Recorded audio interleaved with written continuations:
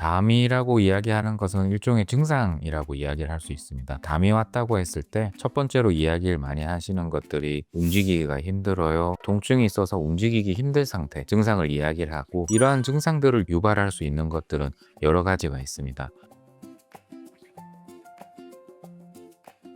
옆구리 같은 경우는 일단 일반적으로 미세 손상이 있는 경우를 첫 번째로 이야기를 해볼 수가 있을 것 같고, 두 번째로 근막 쪽에 문제가 있다든가, 마지막으로 늑골에 미세골절이 있는 경우들을 이야기를 할 수 있을 것 같습니다. 목 같은 경우에도 담이 잘 오는데, 목 같은 경우도 마찬가지로 승모근이나 주변 근육들에 대해서 미세 손상이 축적이 되면서 오는 경우도 있겠지만, 목 디스크로 인한 연관통이 있는 경우도 상대적으로 흔하기 때문에 위치에 따라서, 증상에 따라서 어디가 문제가 되는지 확인하는 것이 중요하다고 생각합니다.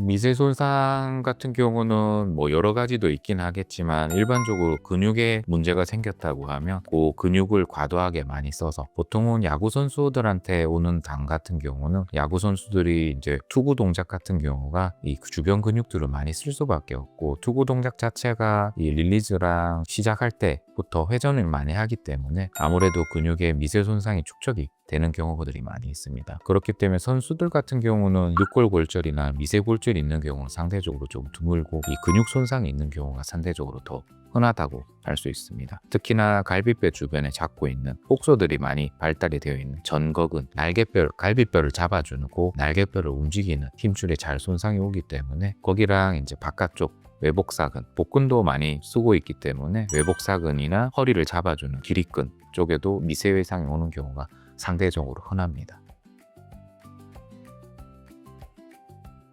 손상 정도에 따라서 좀 감별을 해야 될 것 같습니다. 첫 번째로 이게 문제가 되는 손상들 같은 경우는, 일단 단순하게 미세 손상이라고 하면 하루 이틀 쉬었을 때 증상이 회복되는 경우가 일반적이지만, 이 하루 이틀 쉬었는데도 증상이 계속 지속이 되고, 특히나 뭐 기침을 한다든가 웃었을 때 그때 통증이 좀 유발이 된다든가, 비슷한 동작에서 계속 찌르는 듯한 통증이 계속 반복이 되는 경우, 그리고 일상적인 활동이 좀 불가능할 정도의 통증이 있는 경우에 있어서는 단순하게 휴식을 먼저 취하지 말고 바로 병원에 와서 추가적으로 문제가 있지 않는지, 미세 골절이 있지 않은지, 아니면 근육 손상이 어느 정도인지를 판단을 하는 것이 우선입니다.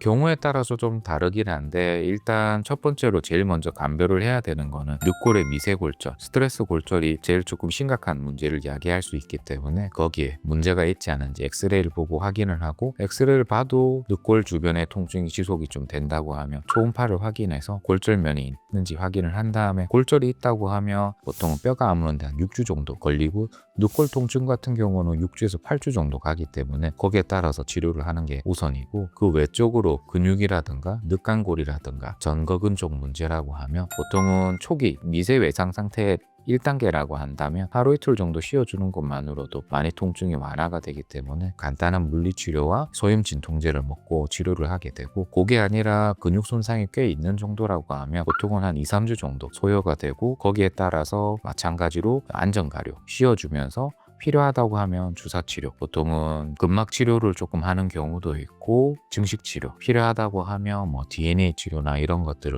하는 경우들도 많이 있습니다.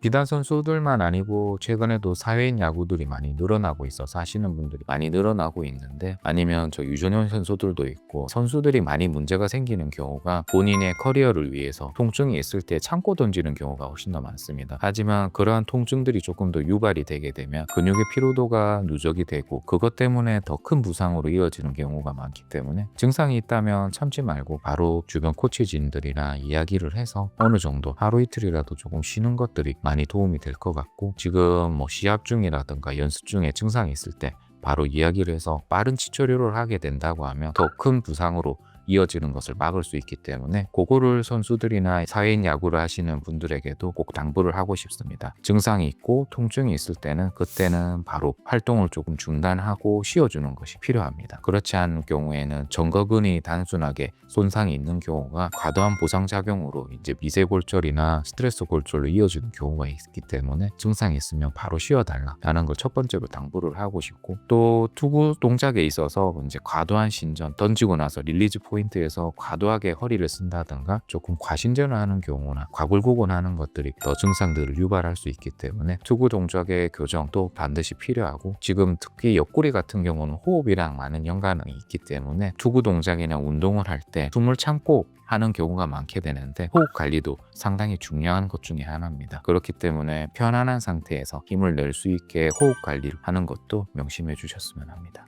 감사합니다. 지금까지 신도림 서울 정형외과 김동환이었습니다.